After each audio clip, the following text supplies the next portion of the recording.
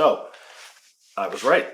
There was going to be a Star Trek set. I said it after Edge of Eternities came out, or just before when they announced that you were going to be able to have ships, and then you were going to be able to have stations, and then you were going to be able to have ships as your commander. And you're going to be able to have vehicles as your commander.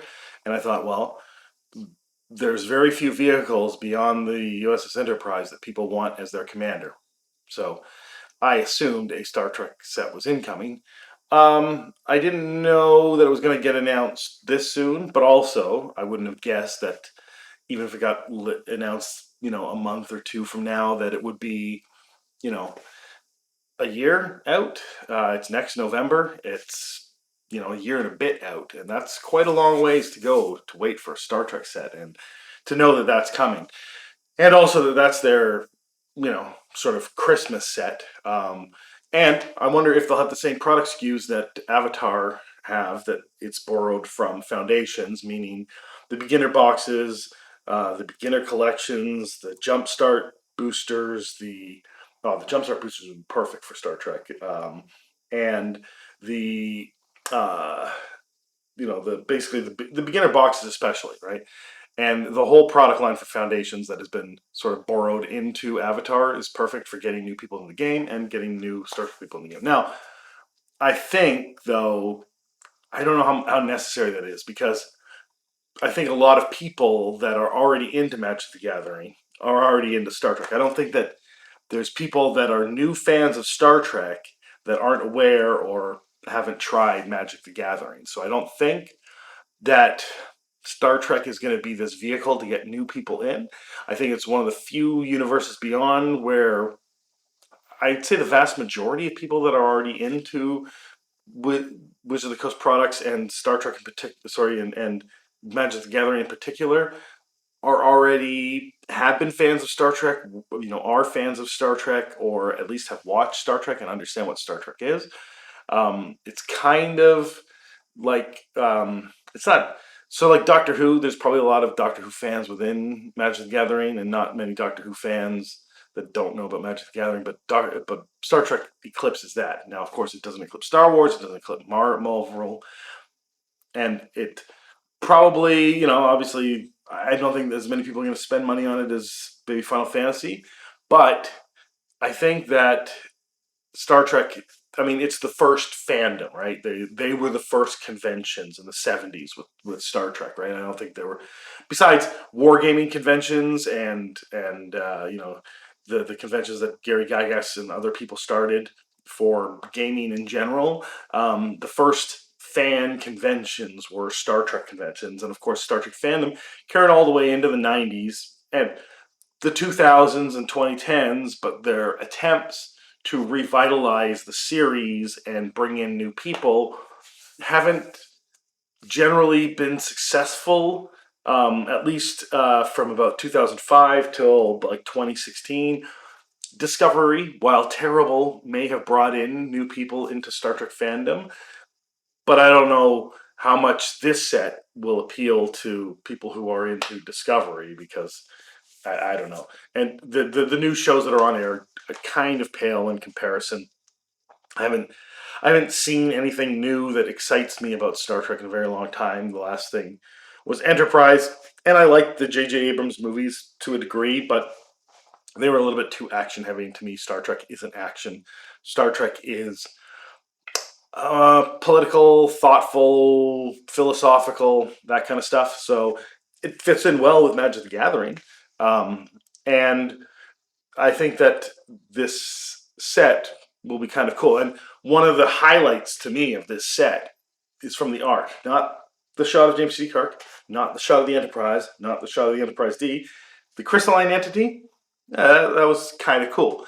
But Gowron and his giant eyes, and if you used to watch Deep Space Nine or Next Generation, whenever Gowron came on, and you were like baffled why this guy's eyes are like that, it's because the actor made a choice that Gowron just never blinks and is just always bulging his eyes. I don't know if that caused any physical discomfort for the actor, but it is a great bit about Gowron that everyone who's a fan of Star Trek notices. And the fact that it's in the art tells me that, maybe the artist has just seen images of Gowron, but I don't know. It seems particularly accentuated, like they know that Gowron needs those giant eyes, right?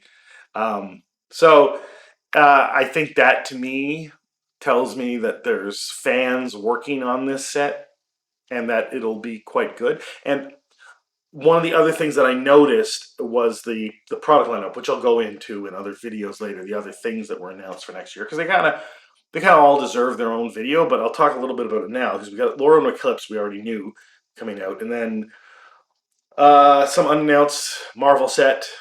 It'll probably be lots of Marvel things to follow up Spider-Man, and there'll be some Infinity gems or whatever in that. But I'll put a pin in that for now, and then we move forward into there's a Hobbit set. There's some other a new Strixhaven. That's very interesting. A follow up to Strixhaven, and then a set Magic in the Universe set called Shattered Realities. I think that's what it's called, and that's very interesting with all this Universe Beyond stuff going on, and then this uh, ongoing storyline, which I'm only vaguely aware of, that goes all the way back to Outlaws at Thunder Junction and maybe even before that. Um, but then you follow up the Shattered Realities with Star Trek, and Star Trek is the kind of show that can solve Shattered Reality. So I don't know. They haven't really mixed the Magic story in with the Universes Beyond stories, but Star Trek has been mixed into other people's stories before. It's crossed over with X-Men, it's crossed over with Doctor Who, it's crossed over with many other different properties in these multiversal type events and solved the multiversal type events. So if there's a set that could sort of cap off what's going on, and you have the shattered realities as this big problem, and then the problem is solved by Captain Picard and Captain Kirk, that would make sense. I don't know if that's what's going to happen, but that is something they could do. And in fact, it seems to me we take the pin out of the Marvel stuff, and Marvel has been doing this whole thing. I mean, DC did multiverse and multiverse collapse and stuff like that, but Marvel then moved into a different type of story in which the multiversal colliding, the incursions of the Secret Wars, and that if that was tied in as the cause of all of these shattered realities, that would be very interesting. That Magic the Gathering is sort of, you know, taking its cues from the MCU, which is moving towards Doomsday and Secret Wars, and then if it moves into shattered realities, and then Star Trek solves the problem with the different planes colliding or being destroyed by each other or whatever, that could be interesting. Or maybe it expands further and becomes an even bigger event. I don't know.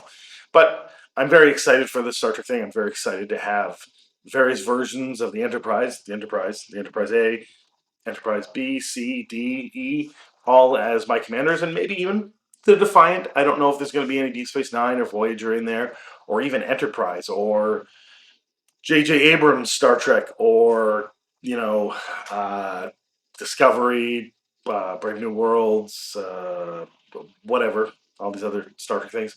That's fine. I'm not too interested. I made a joke last night that I banned any Discovery cards in my store, and I think I'll stick to that. I don't want any Discovery cards. I hope it's not in the set, and I don't want to see them. I mean, I like the actors that played Burnham, and I like that character of Burnham, and there were interesting things, but Spore Drive is just dumb, and I just dropped out of that show, and it got dumber and dumber because my friends forced me to come back in and hate watch it with them, and I don't really hate watch things, so I dropped out again.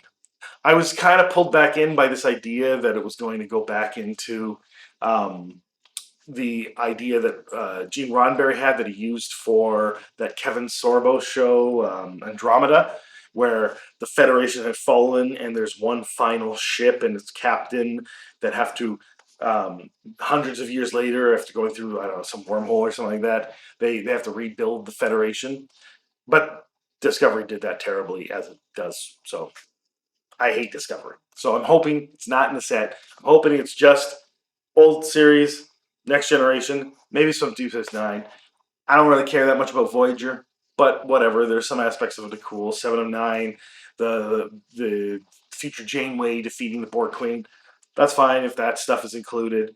Even Enterprise stuff, I do like Enterprise, but I'd rather keep to the 80s, 90s Star Trek in the set. But we'll see what happens. Let me know what you think about Star Trek in the comments below. Have a good day.